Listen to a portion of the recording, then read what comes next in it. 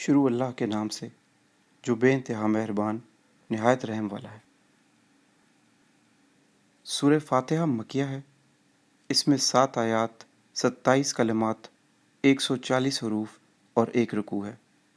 سورہ فاتحہ قرآن مجید کی پہلی سورت ہے جو پوری ایک ہی وحی الہی میں نبی کریم صلی اللہ علیہ وآلہ وسلم پر نازل ہوئی۔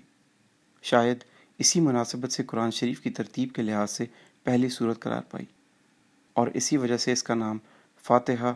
یعنی آغاز یا ابتدا اور فاتحۃ الکتاب یعنی کتاب کا آغاز مقبول و معروف ہوا۔ چنانچہ اس کا نام بھی حضور اکرم صلی اللہ علیہ وآلہ وسلم کے روبرو قرار پایا اور صحابہ رضی اللہ عنہ میں مقبول و معروف ہوا۔ یہ سورت مسلمانوں کی اپنے رب کے حضور دعا کے نام سے مشہور ہے۔ یہ مسلمانوں کی ہر خاص و عام عبادت کا ایک لازمی جز ہے،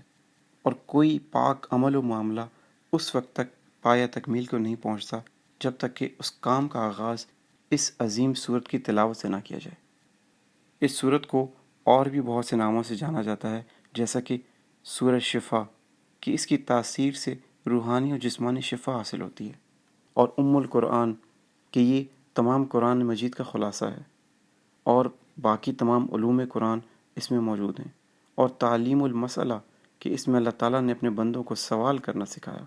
اور آداب دعا سے آگاہ کیا، اور سبع المثانی کہ اس کی 7 آیات ہیں، اور اسی طرح کافیہ اور کنز اور اساس وغیرہ صفات کے اعتبار سے اس کے اور بھی نام ہیں کہ جن سے اس سورت کی فضیلت اور عظمت ظاہر ہوتی ہے۔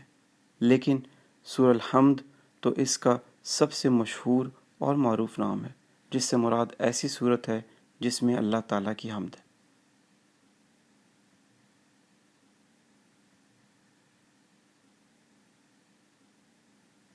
ایک روایت ہے کہ یہ سورت حضرت صلی اللہ علیہ وآلہ وسلم پر مکہ میں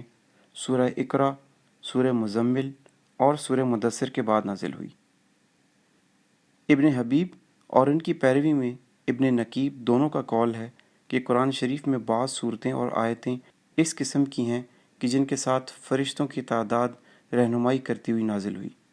اس میں سے سورہ فاتحہ ایک ہے جس کے ساتھ سب سے زیادہ فرشتے یعنی 80,000 فرشتوں کا نزول ہوا،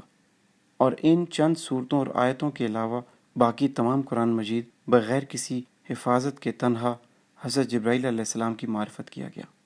اور امام مسلم نے حضرت ابن عباس رضی اللہ عنہ سے روایت کیا ہے کہ نبی صلی اللہ علیہ وآلہ وسلم کے پاس ایک فرشتہ آیا یعنی حضرت جبرائیل علیہ السلام، اور اس نے کہا آپ صلی اللہ علیہ وآلہ وسلم کو 2 نوروں کی بشارت ہو جو صرف آپ صلی اللہ علیہ وآلہ وسلم ہی کو دیے گئے ہیں، اور آپ صلی اللہ علیہ وآلہ وسلم سے پہلے کسی نبی کو نہیں ملے۔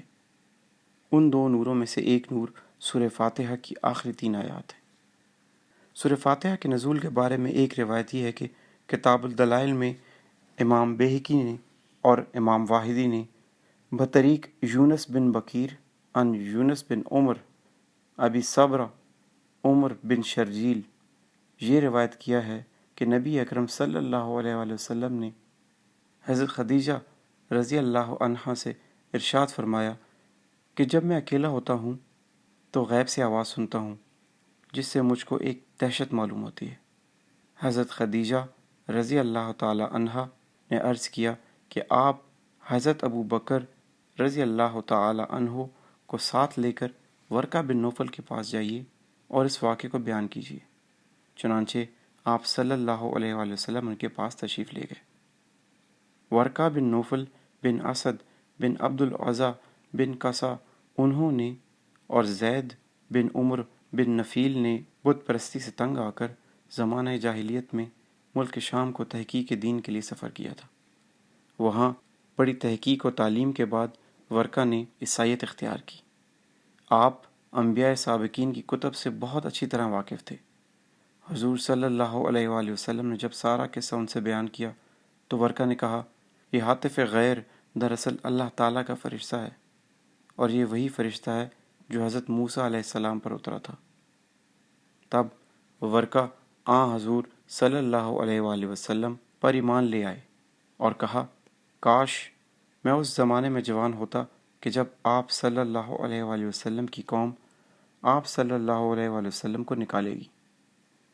اس پر حضور صلی اللہ علیہ وسلم نے پوچھا کہ کیا واقعی میری قوم مجھ کو نکالے گی؟ ورقہ نے کہا ہاں، البتہ ہر نبی ایذا دیا جاتا ہے، اور اگر میں اس دن زندہ رہا تو بے شک میں آپ صلی اللہ علیہ وسلم کی پوری مدد کروں گا۔ پھر ورقہ نے کہا یا حضرت صلی اللہ علیہ وآلہ وسلم، جب وہ ہاتف غیر آپ صلی اللہ علیہ وسلم کو پھر سے اسی طرح یا محمد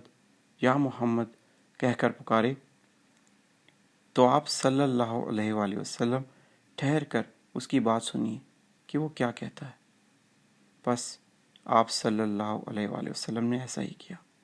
کہ جب وہ آواز آئی تو آپ صلی اللہ علیہ وآلہ وسلم نے فرمایا لبیک۔ اس نے یعنی حضرت جبرائیل علیہ السلام نے کہا الحمد للہ رب العالمین الرحمن الرحیم مالک یوم الدین ایاک نعبد و ایاک نستعین اهدنا الصراط المستقیم صراط الذین انعمت عليهم غير المغضوب عليهم ولا الضالين